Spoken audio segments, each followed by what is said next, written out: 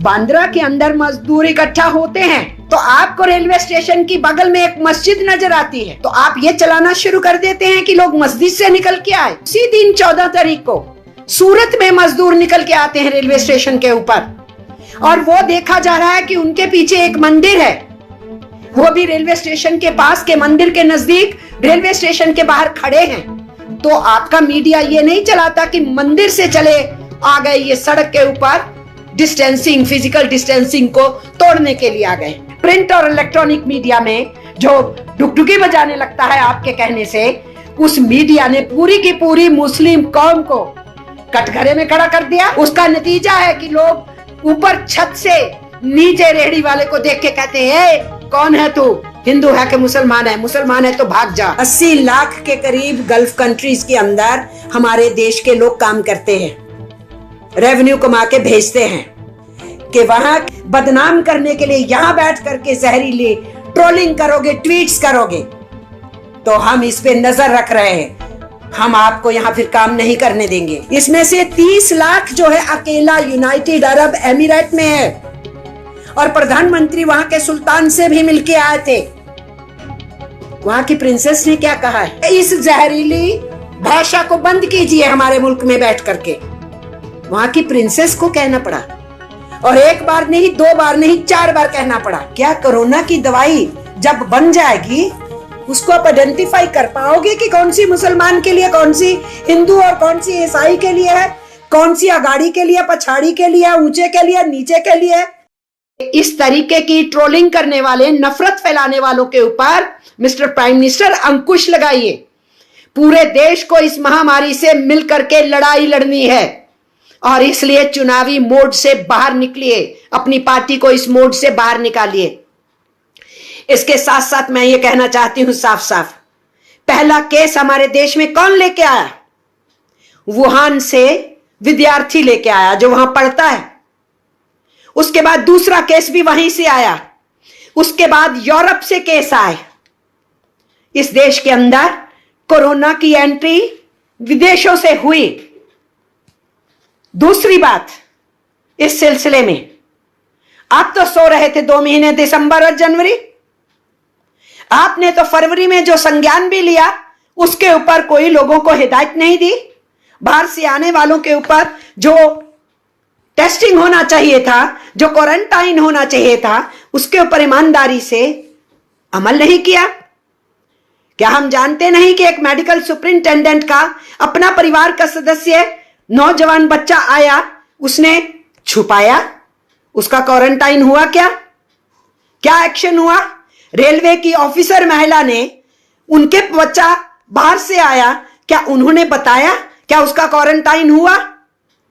ऐसे कई अधिकारी इंक्लूडिंग IAS ऑफिसर, उनके परिवार के सदस्य बाहर से आया, उनको क्वारंटाइन किया। वो तो केरला प्रदेश से बता के कि मैं ड्यूटी पे हूं, ड्यूटी से भाग गए और अपने राज्य कर्नाटका पहुंच गए। तो आपने तो कोई संज्ञान नहीं लिया, आप तो कुछ नहीं कर रहे थे फरवरी के महीने में, और मार्च के महीने में आप तो पार्लियामेंट चलाने में मस्त थे।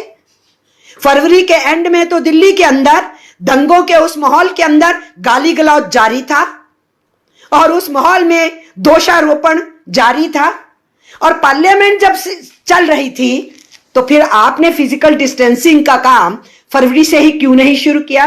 तो फिर पार्लियामेंट क्यों जारी रखी, जहां 750 से ऊपर MPs और 1500 के करीब स्टाफ होता है जो एक साथ काम करता है, वो जारी रहा।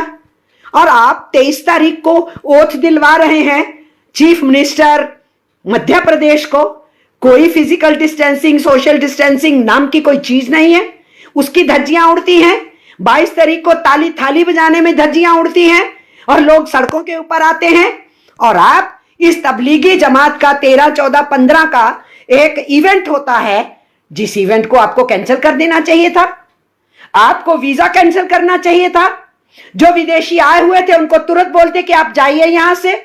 आपने वो सब कुछ तो किया नहीं, और आपने इस इवेंट का इस्तेमाल किया, और आपके मीडिया ने जो आपका सहयोग देता है, एक हिस्सा मीडिया का, प्रिंट और इलेक्ट्रॉनिक मीडिया में जो डुगडुगी बजाने लगता है आपके कहने से, उस मीडिया ने पूरी की पूरी मुस्लिम कौम को कटघरे में खड़ा कर दिया।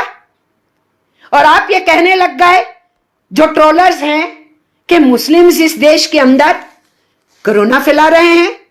उसका नतीजा है हमारे मजदूरों पे हमला होना शुरू हुआ है। उसका नतीजा है कि उनको दुकान नहीं लगाने दी जा रही। उसका नतीजा है कि उनकी रेहड़ी पटरी को उल्टाया जा रहा है। उसका नतीजा है कि लोग ऊपर छत से नीचे रेहड़ी वाले को देख के कहते हैं, कौन है तू, हिंदू है कि मुसलमान है? मुसलमान है तो भाग जा। उसका नतीजा है कि कुछ लोग ओवर एंथुजियास्ट होकर के रेहड़ियों के ऊपर पूछ पूछ के आधार कार्ड देख के जा करके वहां पर जबरदस्ती उनकी रेहड़ियों पे भगवा लगा रहे हैं। जब उनसे पूछा जाए कि आपने लगाया है, इसका क्या फायदा है, उन्होंने कहा जी ये लगाने से शायद हमारे पास ग्राहक ज्यादा आएंगे। तो आप क्या कहना चाहते हैं, क्या संदेश देना चाहते हैं हिंदुस्तान के अंदर? इसलिए मुझे बहुत कष्ट था, मुझे इस बात की खुशी थी कि आपने संविधान का नाम लिया, बाबा साहेब अंबेडकर का नाम लिया, लेकिन मुझे इस बात का कष्ट था कि आप वी द पीपल का शब्द इस्तेमाल कर रहे हैं, लेकिन वी द पीपल का संज्ञान नहीं ले रहे हैं। वी द पीपल का जो असली मायने है उसको लागू नहीं करवा रहे हैं। इसलिए मैं आपकी सरकार के ऊपर ये इल्जाम लगा रही हूं, सीधा सीधा इल्जाम लगा रही हूं बेझिझक होकर के, कि आप सत्ता में रह के भी ना मीडिया पे को कह पाए कि ऐसा नहीं करना है, और ना ये आप कह पाए कि जो ऐसा करेगा उनको बहुत सख्ती से पेश आया जाएगा। आप तो कानून को दोहरे मापदंड से इस्तेमाल कर ही रहे हैं। देश की जनता इसको अच्छे से देख रही है। इसका फॉल आउट क्या हो रहा है समझ रहे हैं देश के लोग, और आपकी सरकार समझ रही है क्या? आपको मालूम है कि 80 लाख के करीब, मैं आप आवाम को बोल रही हूं, जनता को बता रही हूं, सरकार को मालूम है, क्योंकि फॉरेन करेंसी का बहुत बड़ा हिस्सा गल्फ के देशों में जो हिंदुस्तानी काम करते हैं उनसे आता है। हमारा जो रेवेन्यू विदेशी करेंसी में है बहुत बड़ा हिस्सा वहां से आता है। सरकार को तो मालूम है। मैं आप आवाम को और जनता को कह रही हूं, विशेष करके अपने नौजवानों को कह रही हूं, जो आने वाली बेरोजगारी को झेलेंगे, जिनके शिक्षा के बजट घटा दिए गए हैं, जिनको रोजगार के साधन अब कम हो जाएंगे, उनको भी मैं बता रही हूं। 80 लाख के करीब गल्फ कंट्रीज के अंदर हमारे देश के लोग काम करते हैं, रेवेन्यू कमा के भेजते हैं, और ट्रोलिंग करने वाले जो हिंदुस्तान के अंदर हैं, इनके वहां भी कुछ दोस्त काम करने वाले वहां भी ट्रोलिंग में इनके साथ शामिल हुए, वहां से बैठे ट्रोलिंग कर रहे थे इस हिंदू मुस्लिम जहर को फैलाने के लिए। और आपको मालूम है कि वहां के स्कॉलर्स ने कहना शुरू किया है कि हमारे ही देश में आके काम करोगे, यहां रोजी रोटी करोगे, और इस सरजमीन के ऊपर से अपने ही देश के मुसलमानों को बदनाम करने के लिए यहां बैठ करके जहरीली ट्रोलिंग करोगे, ट्वीट्स करोगे, तो हम इस पे नजर रख रहे हैं, हम आपको यहां फिर काम नहीं करने देंगे। ये उन्होंने कहा है। उन्होंने ये नहीं कहा कि मुस्लिमों के ऊपर, उन्होंने कहा आपके अपने देश के मुस्लिम, आपके नागरिक, आप उनके साथ अन्याय कर रहे हैं। इसका फॉल आउट सोच सकते हैं? वो जो 80 लाख लोग वहां काम करते हैं, ये तो ज्यादा गिनती थी। वहां गल्फ की डिस्टर्बेंस के चलते हुए वहां से बहुत लोग काम छोड़ के उसको भागना पड़ा। ईरान से बहुत से लोग वापिस आए, सीरिया की क्राइसिस के चलते बहुत से लोग वापिस आए, नहीं तो इससे भी ज्यादा लोग उस साइड में काम करते हैं। मौजूदा गिनती 80 लाख के आसपास है। इसमें से 30 लाख जो है अकेला यूनाइटेड अरब एमिरेट में है, और प्रधानमंत्री वहां के सुल्तान से भी मिलके आए थे। वहां की प्रिंसेस ने क्या कहा है? इन देशों के स्कॉलर्स ने तो कहा ही है। वहां की प्रिंसेस को एक ट्रोलिंग करने वाले को ट्वीट करके कहना पड़ा कि इस जहरीली भाषा को बंद कीजिए हमारे मुल्क में बैठ करके। वहां की प्रिंसेस को कहना पड़ा, और एक बार नहीं, 2 बार नहीं, 4 बार कहना पड़ा। और उसका फल क्या होगा? क्या वो केवल वो 80 लाख हैं? वो अपने परिवार के लिए रोटी कमाने गए हैं। उन 80 लाख के पीछे यहां पर परिवार हैं, उतने ही लाख परिवार हैं जिनके घर में रोटी चल रही है, और इन 80 लाख में बहुमत हिंदू है, मुस्लिम कम है। तो आप क्या कर रहे हैं?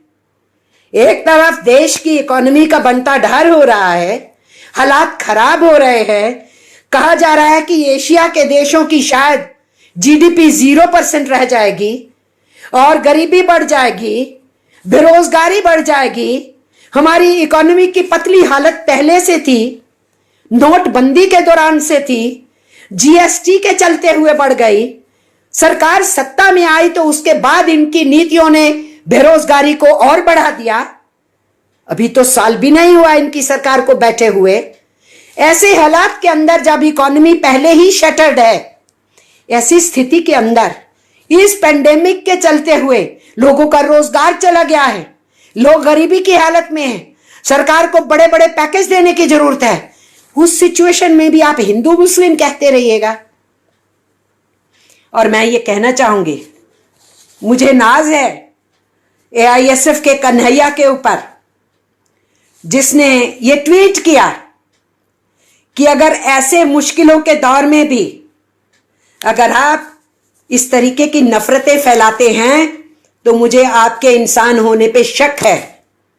मुझे नाज है कि उस नौजवान बच्चे ने जिस एआईएसएफ में उसने काम किया उसका नाम ऊंचा किया, उसने ये बोला। इसलिए मैं ये कहना चाह रही हूं कि सरकार को अभी भी संभलना चाहिए, इस नफरत की आंधियों को रोकना चाहिए, संज्ञान लेना चाहिए और पूरा का पूरा ध्यान इस वक्त इस पेंडेमिक से निपटने का होना चाहिए। अभी भी पार्लियामेंट को कॉन्फिडेंस में लीजिए, सभी एमपीज को। आप तो कर सकते हैं जूमिंग के जरिए से भी, दूसरे रास्तों के भी जरिए से, स्काइप के जरिए से भी पार्लियामेंट का संज्ञान ले सकते हैं, पार्लियामेंट को चला सकते हैं। आप मुख्यमंत्रियों से 2 बार बात किए हैं और कीजिए, उनकी मांगों पे ध्यान दीजिए और आप यूनिवर्सल पीडीएस कीजिए और आप कैश ट्रांसफर में ज्यादातर जनता को लीजिए। उन सबको जो छूटे हुए हैं, केवल अपनी स्कीम के तहत कवरेज की कुछ परसेंटेज को नहीं लीजिए। कंस्ट्रक्शन वर्कर्स में रजिस्टर्ड अनरजिस्टर्ड वर्कर्स सबको लीजिए। ये इस वक्त निहायत जरूरत है। 5 से 7 हजार रुपया कम से कम प्रति माह के हिसाब से वो जो जनता पीड़ित है, परेशान है, उसको आने वाले 3-4 महीने में उनके घरों में कैश देंगे तो ये इकोनॉमिक इन्वेस्टमेंट होगा, ये वेस्टेज नहीं होगा। ये नेशनल इकोनॉमी को फिर से अपने पैरों पे खड़ा करने के लिए जरूरी होगा। इसलिए ये डंडा भांजना मजदूरों के ऊपर बंद कीजिए, दोहरा मापदंड भी बंद कीजिए और उनके लिए जिन शब्दों का प्रयोग शुरू हुआ आपके ट्रोलर्स के द्वारा और आपके चहेते मीडिया के द्वारा कि तुम लोग हो जो डिस्टेंसिंग नहीं कर रहे हो, तुम्हारी वजह से देश खराब हो जाएगा। मैं जानना चाहती हूं, जब यह तबलीगी जमात का इंसिडेंट हुआ था, वो 13, 14, 15 मार्च था, मैंने पहले ही जिक्र किया, पार्लियामेंट ऑन थी। तभी नांदेड़ के अंदर 4,500 के करीब श्रद्धालु पहुंचे हुए थे पंजाब से और दूसरी जगहों पे, और वहां के गुरुद्वारा प्रबंधकों ने भी, जो लोग ट्रेनों से निकल पाए थे, उसके बाद 1600 लोग अभी भी बचे हुए थे लॉकडाउन के बाद। उन्होंने बार बार सरकारों से गुहार लगाई कि हम इनको सबको रख रहे हैं, कोशिश कर रहे हैं, फिजिकल डिस्टेंसिंग खिला रहे हैं इनको, पर हमें जरूरत है इनको वापस भेजने की, इंतजाम कीजिए। और यही बात उस तबलीगी जमात वाले कह रहे थे, इंतजाम कीजिए। और यही बात नांदेड़ साहब में ठहरे हुए लोग कह रहे थे। यही बात जो वैष्णो देवी में फंस गए थे 400 लोग, उन्होंने कहा कि हमें यहां से लेके जाइए। लॉकडाउन में फंसने वाले जो तिरुपति के अंदर लोग थे, उन्होंने भी यही गुहार लगाई थी। दूसरे धार्मिक स्थानों में फंसने वालों ने भी यही गुहार लगाई थी। और जो नागरिक बंधु पर्यटन में गए थे, उनका भी यही कहना था, विद्यार्थियों का भी यही कहना था, और यही हमारे श्रमिकों का कहना था। और आप सिलेक्टिव हो जाते हैं, एक या वर्कर्स पे गाज गिराओ, और अब आप सिलेक्टिव हुए पड़े हैं काफी समय से मुस्लिम्स के ऊपर। और अब उस बीमारी को आप यहां तक ले आए कि मजदूर ही मजदूर की रक्षा ना कर पाए, और वहां पर कुछ विजिलेंटे ग्रुप्स, वायलेंस करने वाले, वहां से मजदूरों के बीच में से उन्हीं के भाई को, क्योंकि वो दूसरे धर्म का है, उसको रोजी रोटी ना कमाने दे। इसलिए ये दौर है जिस दौर के अंदर हमें समझना चाहिए कि अभी भी जो फंसे हुए लोग हैं इधर उधर, उनके इंतजाम की कोशिश करनी चाहिए। इस खबर को अभी लाइक करें, शेयर करें और ऑनलाइन न्यूज इंडिया की सभी खबरें अपने मोबाइल फोन पर सबसे पहले देखने के लिए अभी चैनल को सब्सक्राइब करें और घंटी जरूर दबाएं।